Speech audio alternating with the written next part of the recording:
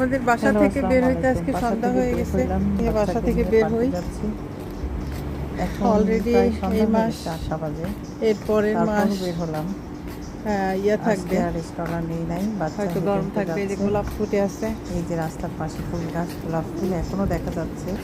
গরম থাকবে কিন্তু আর এক মাস তারপরে পর উল্টা চলে আসবে, ঠান্ডা চলে আসবে। উইন্টারের সময় ভালোই লাগে, শীতের সময় হ্যাঁ, গরমের সময় খারাপ লাগে না। আমেরিকাতে, এই পাতাগুলো বাংলাদেশে থাকবে যে না। একটা গরম পড়ে, বাইরে বের হইলেই গোসল করতে আমাদের হয়। বাসার কাছে বাসায় এসে আবার গোসল করতে হয়। যতবার বাইরে বের হওয়া হয় ততবারই গোসল একটু করতে দূরে হয়। দূরে কিন্তু বাসার আমেরিকাতে আসলে ওয়েদারটা এরকম না। বাচ্চাদের জন্য। এই এখন অতিরিক্ত গরম, বাচ্চারা একটু খেলাধুলা পরে করে, একটু ঠান্ডা হবে, সন্ধ্যা হলে চলে যায়, আবার এরকম সন্ধ্যার আর পরে কি পার্কের আমেরিকা। গেট দিয়ে দেওয়া হয়। পৃথিবীর সব এখন দেশের আমেরিকাতে খুব গরম, ওয়েদারেরই মানে পার্থক্য রয়েছে, একই ওয়েদার না।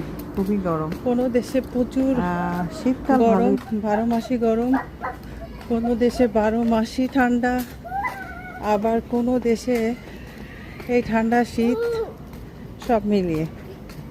তো এর ভিতরে বাংলাদেশে 6 ঋতুর দেশ, সেই হিসাবে ভালো। কিন্তু ইদানিং লাস্ট কয়েক বছর বাংলাদেশের গরমটা এত বেশি যে আমার মনে হয় 3-4-5 বছর পর প্রত্যেকটা ঘরে ঘরে ঘরে ঘরে এসি লাগবে।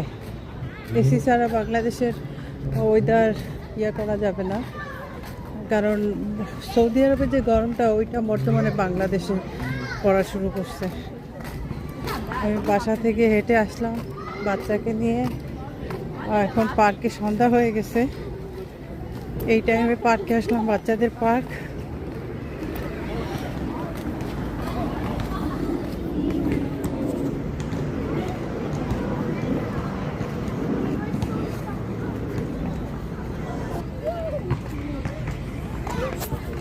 না, আমরা একটু সন্ধ্যা হয়ে গেছে তখন আসছি,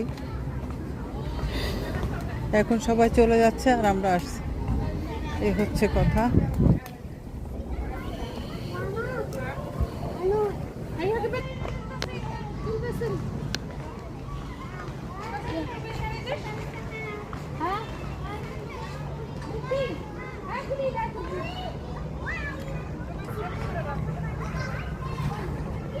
জেনিফার পার্কে উঠতেছে,